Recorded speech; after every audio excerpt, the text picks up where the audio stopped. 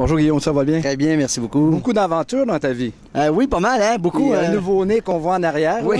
D'où est venue cette idée-là? Ah, écoute, moi, j'ai toujours rêvé de voler, j'ai toujours voulu. J'ai sauté en parachute à l'âge de 18 ans, puis j'avais trouvé ce phénomène-là, qui était encore ouvert à l'époque. Ça vient d'un inventeur québécois, Jean Saint-Germain, qui avait inventé ça et installé ça à Saint-Simon. J'ai essayé son appareil, j'ai capoté.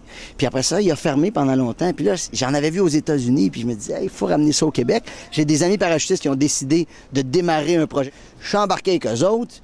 On l'a construit. Ça a passé au feu. Hein? Les gens des Laurentides, vous vous souvenez, à Sainte-Agathe.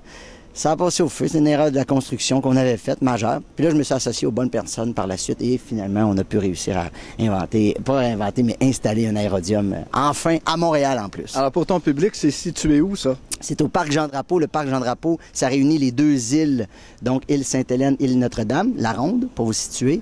Et c'est à 5 minutes à pied du métro Jean-Drapeau.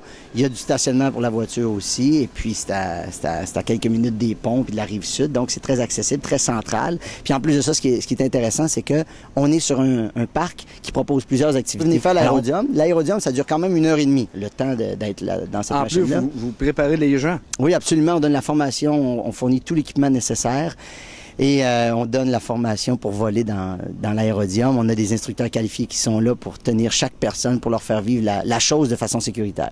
OK. Au point de vue prix, on parle de quoi? Ça commence à partir de 50 $. Le premier forfait, c'est entre 50 et 100 $ pour un premier forfait d'initiation.